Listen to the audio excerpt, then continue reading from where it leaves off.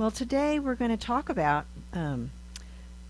the how closely humankind has connected with nature and our planet Earth, and um, why it's important for us to care for the planet. And so the topic for today is Earth Force Report to Duty. Right. So the reading today was from Walden. Henry David Thoreau was an American philosopher, poet, and environmental scientist. And in September of 1845, Thoreau began a 2-year retreat in a small cabin he built by himself on Walden Pond.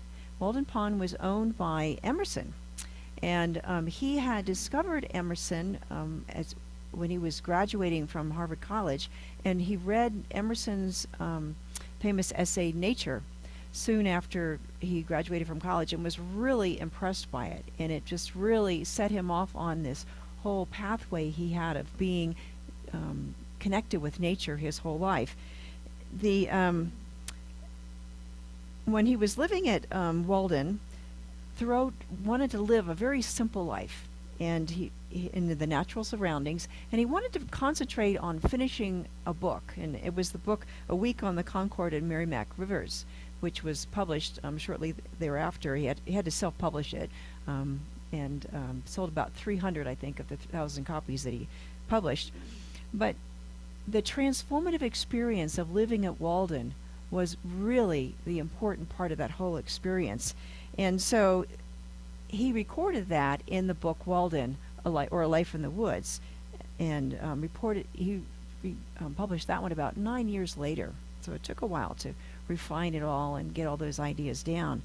But you could see it was a very graphically detailed description of it was, because he was so mindfully present of what he was doing. And can you imagine, the only way you can get water is to dig a 2-foot hole into the snow and ice on top of the pond. And so it was a very difficult kind of thing. And so he spent his time getting water and firewood and eating and sleeping. And that was what a lot of his day was, other than when he was writing. So but that quote that we had ends with this quote: "Heaven is under our feet as well as over our heads." And so he saw that heaven is on earth, and the serenity of that fish swimming in the water under the ice, and just seeing it, it was like a spiritual heaven, and on earth, right? And so he learned that serenity. It's when you meditate, we find that deep abiding peace that we know that regardless of what's going on out here within us, in that place where we know that God dwells, we feel that power and presence of spirit. There is always this serenity. Now, Thoreau was part of the Transcendentalist movement, which was started in Massachusetts, there in Concord, and they believed that connecting with nature would allow people to deepen their spirituality and their connections with the whole world. To the Transcendentalists, everything is connected and everything is one, right? And so those Transcendentalist ideas were passed down into the founders of New Thought, including Ernest Holmes, the founder of Science of Mind, who was born in 1887 in Lincoln, Maine. So somewhat close, but not too far. So, but before shifting into this talking about this humankind's relationship with nature this morning, I'd like to spend a little bit of time on a fundamental spiritual principle of unity, that everything is connected to the one. Now, Troward, in the Edinburgh Lectures, in the section on the unity of spirit, he wrote a lot about this, and he wrote about it had been a judge in India, and so he had a very logical mind. He was used to developing arguments that would, be for or against someone being guilty or whatever the case was. And so when he was in India, he also studied comparative religion and really got into the Hindu teachings. After he retired, he moved back to England, and he started writing it down, using that judicial logic to describe it all. And he had investigated the field of metaphysics, and he wrote 16 books. Right? Now, the Edinburgh lectures that he gave at Edinburgh College in 1904 It was recorded in the book, The Edinburgh Lectures on Mental Science. And one of the, he described it, the natural principles governing the relation between mental action and material conditions. So as he writes, he has a style that the first paragraph is 2 pages long, and some of the sentences are about a third of a page long. And so when you first hear it, it's rather long-winded, and I'm not going to read it this morning because we're running a little short on time, but I'd like to explain, using his idea, how he explains unity. So he says that, first, that there is a universal spiritual substance that is the innermost nature of all being, right? And if this spiritual substance is infinite, then several things follow, right? So the first is that there can be no place where spiritual substance is not present if it's infinite, right? Everywhere present. So that's infinity. Second, the infinity must be a unity, right? If it's everywhere present, everything is a part of the one, of the unity. So infinity is a unity. And then if you try to divide the unity into 2 parts, you can't have 2 infinities. That's an impossibility. So there really can only be one. And then you think about this, this is where the idea comes that just like darkness is the absence of light, the devil is the absence of God. Of course, that really can't happen either. So it's a mental construct that we create. It's only a mental barrier that we've created when in fact God is everywhere present. Right? And so it's up to us to align with that higher truth. And then also, if you try to have more than one unity and you multiplied it to make it bigger, well, then you really don't have a unity either, because you can't. 2 times infinity is still infinity, right? And if you take infinity and try and divide it by 2, you still have infinity. So that's really where it comes. And so a line out of that, he says, therefore, if we would penetrate below the outward nature of the individual to that innermost principle of his being, from which his individuality takes its rise, we can do so only by passing beyond the conception of individual existence into that of the unity of universal being. Right? So when we think of ourselves, then we see ourselves as separate, right? We see that, this is the boundary of my body, my being, and what have you. But that's only at this physical appearance level. At that level of universal substance, I'm part of the one. There is no separation between me and the wall or you or the sun. We're all part of the one, right? So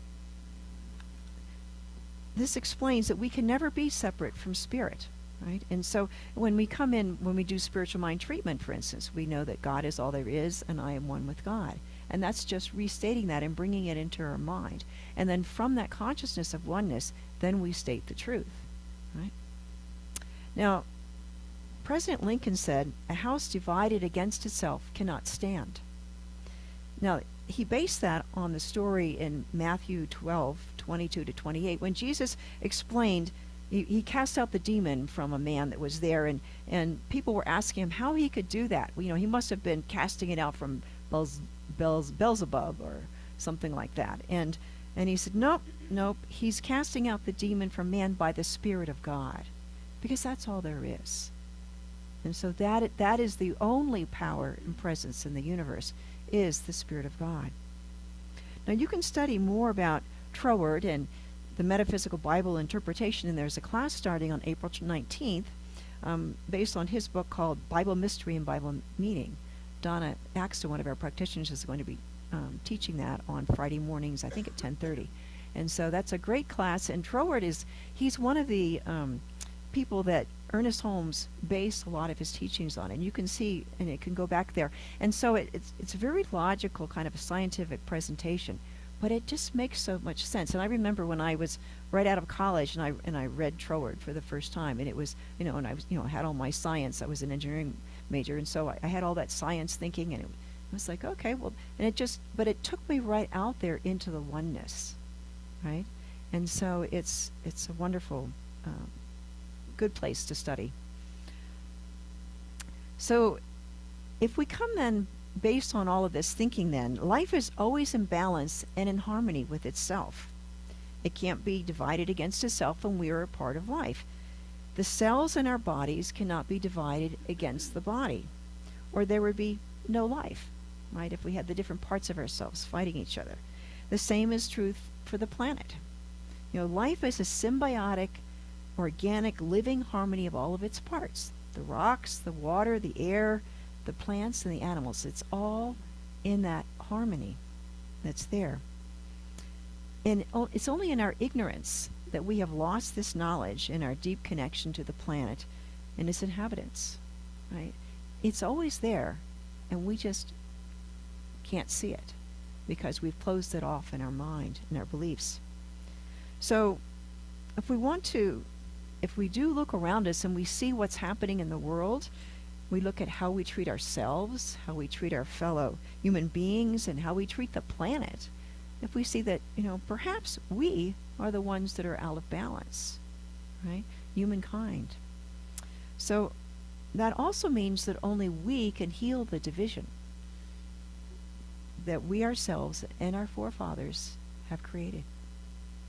So let's remember and reclaim the oneness and know that there's only one life. And that's when we're called to that earth duty, right? To take care of the planet. Life is always expanding. It's evolving and growing. And this is the oneness coming into form, into the manifest world. So it's coming from this 100% potential at the beginning, the Big Bang. All there was is potential. And then it starts going into the form.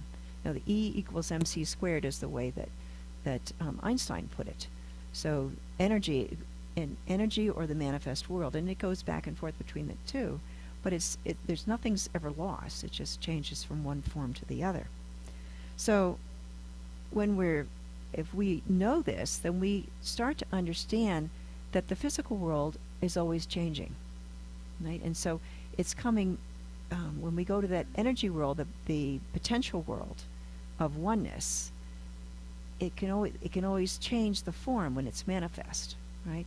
It's whatever we see as something that just can't be changed. It can easily be changed because it is in a temporary form. Another thing about nature, though, and why it's so important to spend time contemplating it, is that for me, it fills me with a sense of awe and wonder. That there is something greater than me that is here. It could be whether I'm admiring a tall, stately tree. There's some beautiful trees in our neighborhood that I love to walk by. Could be I'm laughing at the antics of a chicory eating through a pine cone. I know that Tom caught one this week, and it has a new home, not in her yard anymore. Or perhaps enjoying a gentle summer breeze that's cooling my face, in the early evening. And one of them, I know when we were traveling up in Alaska, is discovering a bear that was just in the water in the river eating as many salmon as could possibly catch. What a feast. It would be very expensive in the grocery store, but for that bear, that was the height of his day, or the period of time when they were spawning. So nature reveals its beauty, its power, its abundance, creativity, and its resilience. All of these wonderful God qualities that are expressed in nature, right? And so when we sit back and take the time to look, we get to hear it. And clearly, there is a loving and an infinite intelligence behind this panorama of life. Beyond the beauty and wonder, however, one of nature's most amazing characteristics is that all of creation is interconnected. Because we are one, all creation, whether it's a living creature, the highest mountain, the deepest sea, or the farthest star, comes from that same source. And we remain interconnected. For example, our physical existence as human beings is wholly dependent on a healthy, vibrant planet, right? Plants produce the air we breathe. And with photosynthesis, the plants transform the sun's energy, the nutrients from the soil and water into food for us and other living creatures, and they produce oxygen as a byproduct. Right? So we need each other. We produce carbon dioxide, maybe a little too much of it, but the plants use that carbon dioxide for themselves. We can disrupt this process when we do things like pollute the water with chemicals from our factories or untreated sewage or maybe leftover pharmaceuticals.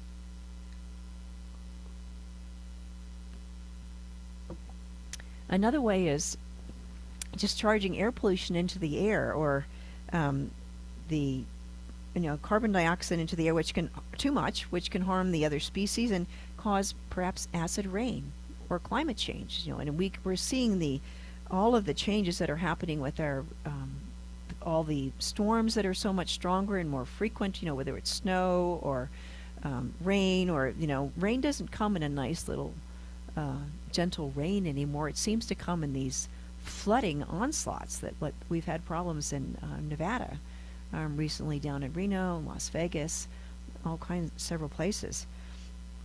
And we also have droughts that seem to be longer and deeper, right? Commercial agriculture has also had some major impacts. Half of the Earth's fertile land is now covered by crops. All right, so we don't have the natural ecosystems that are so important to support the planet and to support all of the other creatures besides people on the planet. The researchers at the Smithsonian Institute in 2022 studied almost 87,000 plant species, which is only a portion of the total species on the planet. But more than half of those are considered, quote, not useful to people. And therefore they are either definitely or potentially at risk for extinction, right? People care about the plants that we, like grains and corn that we grow for food. But if it's just to be pretty, or it's in a remote little place, or something people don't even know about yet, people don't take care of it, and the habitat can be cut back and whatever it's relying on. So it's the diversity of the plants is becoming, and then the various living creatures that rely on those plants is really being reduced significantly. So our actions affect not only other humans and ourselves, but all living creatures, since we all live symbiotically together. So we may not even know the value of what we're losing. There's a man named Sir David Attenborough, and he's a British biologist, BAFTA winner, Emmy Award-winning broadcaster, natural historian, and author of 25 books. He's traveled to the wild places all over the world. He's also the younger brother of the late director, producer, and actor Richard Attenborough, which you may know that name as well. So David Attenborough first became prominent as the host of a show called Zoo Quest on the BBC in 1954. That's almost 70 years ago. And he's been active. He's done many award-winning nature-type shows, and he was head of the BBC programming. He's a very, very active guy. So, but initially, he focused on bringing nature to our TV screens and making it real for us. In recent years, he's become an environmental advocate, advocating for setting aside more areas for nature preservation, restoring planetary biodiversity, switching to renewable energy, mitigating climate change, reducing meat consumption, and other environmental causes. Now, Attenborough right now is very concerned that we're at a tipping point for the survival of our planet and all species, right? Humans have had such a monumental impact on nature. So in 2020, at the ripe age of 94, he starred in a movie that was on Netflix called David Attenborough, A Life on Our Planet, and there's also a book that goes with it, and you can still look at it on Netflix. But in the movie and the accompanying book, Attenborough recounts his life and the evolutionary history of life on Earth, to grieve the loss of wild places and to offer a hopeful vision for future. He believes that one thing people are really good at is solving problems. If we decide that it's a problem we want to solve, and we get together to do it rather than going in all different purposes. This is a Attenborough quote from a 2020 interview. I'm 94. I've had an extraordinary life. It's only now that I appreciate how extraordinary. As a young man, I felt I was out there in the wild, experiencing the untouched natural world, but it was an illusion. The tragedy of our time has been happening all around us, barely noticeable from day to day. The loss of our planet's wild places, its biodiversity. I have been witness to this decline. A life on our planet is my witness statement and my vision for the future. It is the story of how we have come to make this our greatest mistake, and how, if we act now, we can yet put it right. We have one final chance to create the perfect home for ourselves and restore the wonderful world we inherited. All we need is the will to do so. So this year, 2022, at the age of 96, he stars and narrates in another series called The Green Planet, which is on PBS. And you can see that whole, if you have a subscription, you can see all of those shows now. The show, Michael and I have been watching it in the last few weeks, and it covers the wildly different landscapes and biomes of Earth, from rainforests where the plants must deal with an abundance of rain, to arid deserts where the plants must learn to live with almost no water, and how they adapt. It's pretty amazing what different things that the plants do. And so on The Green Planet, he takes us on a tour of the Earth's most interesting plants, including the ones that flourish in the tropical worlds, ones that grow in water, and even those that bloom in the ice snow forest or the pavement cracks of the concrete. Right? A most amazing part of the show for us has been the pioneering camera techniques that they have. They have these cameras that move in, and they can get very slow, and they'll take a shot every 20 seconds, and then they speed it all up. And it looks seamless. You would never know that that's what they're doing. And so it takes the viewer on a magical journey from the perspective of the plants. And they have this exciting background music. So I mean, it's like the most exciting thing. It's spellbinding. And a lot of people like to watch we've always had wildlife shows about, you'll have two lions fighting, or covering territory, or the monkeys playing, or learning about different habitats. Well, this is just as exciting to learn about the plants. They have different ways of surviving. Well, it could be their own special timing. It could be the attractors that they put out to get the pollinators to come help them, and even predatory practices. I mean, some of these plants send out their little feelers, and they choke off another plant, or whatever they do. It's pretty amazing. So plants have evolved in extraordinary ways to survive in some of the harshest environments on the world. And one of them is the bristlecone pine tree that it lives in the harsh, windy, and rocky environments in the Great Basin National Park near Ely, Nevada. And most of the park is at 8,000 feet or above. And so it's not all the trees are very spindly and not very tall at all. I mean, they're maybe 20 feet, some of them, and not much more than that. And but some of these trees are 4,900 years old, and you would never imagine it given that size. But they've learned to live basically on top of a rock. Right? They're clinging on top of the rock in the wind, without any soil that's visible except what's the result of them, what drops of their own leaves each year. So plants are pretty amazing. So Attenborough makes a strong and passionate case for preserving these natural environments. But many people still feel separate from nature. They have their air conditioning in the summer, they have their cars, we have our TV screens and our cell phone screens, and but one of the reasons that people like to live here in Lake Tahoe is that they want to live close to nature. That's why we stay here. It's like, people have to enjoy the snow really to live here year round and stay here year after year, right? And that's just like Thoreau was digging through 2 feet of ice and snow to get to the water, but that was part of his experience of being close to nature. And so, what do you do to have your experience with nature? Gail Gabron said, "Forget not the earth delights to feel your bare feet, and the winds long to play with your hair." Right? So there's this interaction between us and the world. Right? It's not just all about the harsh craziness. And, there's fun and delight and joy. I mean, if you watch those little chicories, that's a good time for them. They're pretty funny, even if all of the little tidbits they leave are kind of annoying.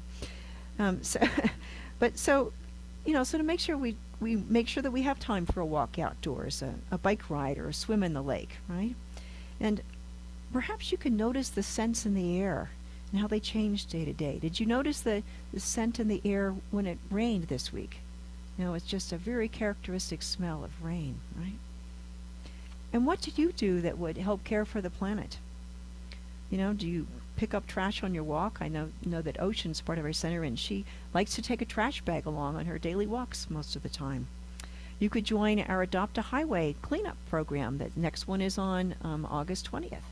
And that's part of the way that we keep Highway 267 looking great.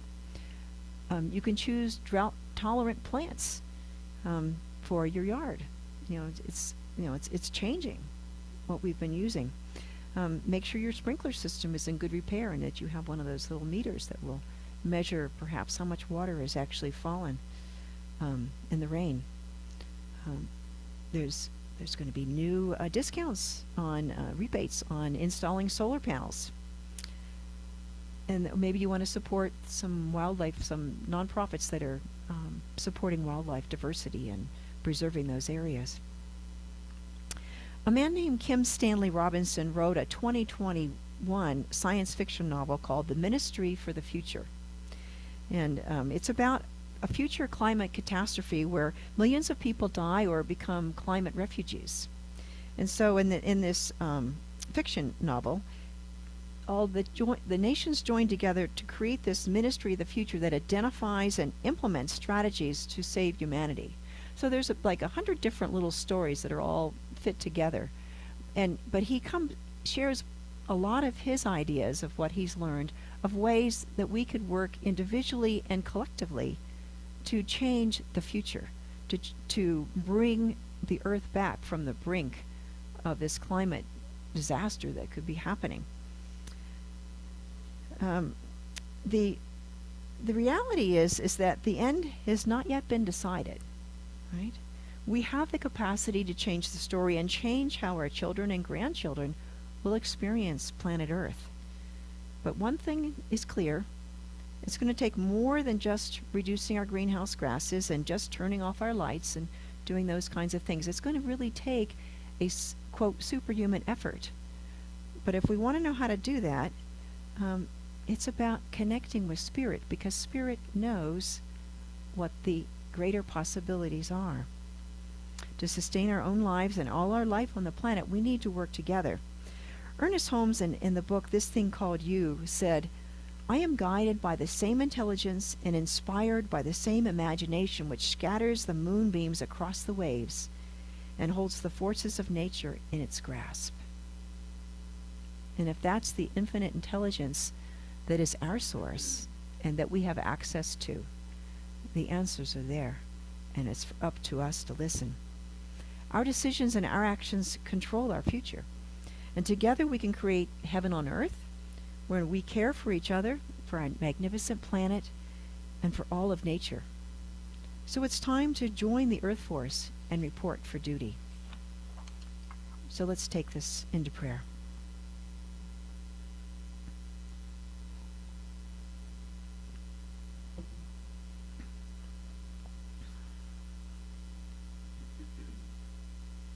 As we turn within,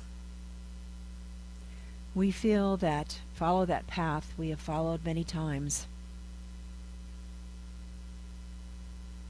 and find ourselves in the presence of the One power, the infinite invisible that has created all that is. It has created me, it has created you, it has created all of life, our planet, the farthest planet, all of the stars, the whole universe. It is all one. And as we let go of the need to control, to have everything just the way we think it should be, and allow ourselves to step back into that and rise into that higher consciousness, we see how there is this natural harmony and balance. There is this give and take, the pendulum swinging back and forth to create that balance. And so we allow ourselves to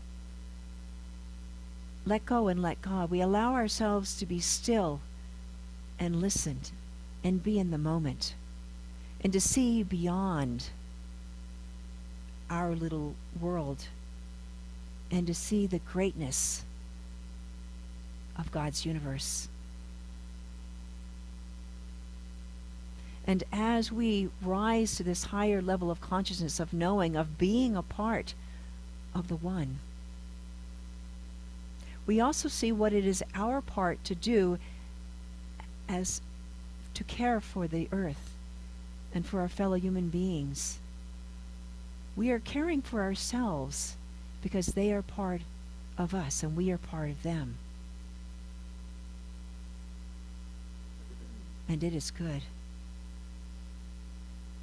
And we find ourselves stretching and growing and realizing that there is more to life than what we had thought. And every day there is something greater and more wonderful, that there are greater connections tying us all together. And as we learn to come together, we lift everyone up together.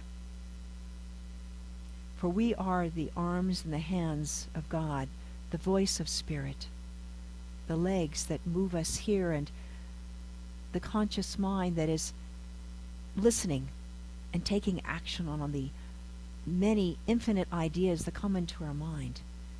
And so we know what it is to do. And we do it with love and with passion. And we are supported from within and from without by all the universe. How wonderful to be a part of this. How wonderful to be a part of this greater existence and to see that inner world of spirit and the outer world of the physical form at the same time. One is connected to the other. That it flows back and forth with ease and with joy and with love and goodness. And together we say, thank you, Father, Mother, God. Thank you for this moment. Thank you for this consciousness and awareness. Thank you for all of the good things in life which continually flow into our lives, and that we can share them with everyone here and everywhere. And so it is, and so we let it be.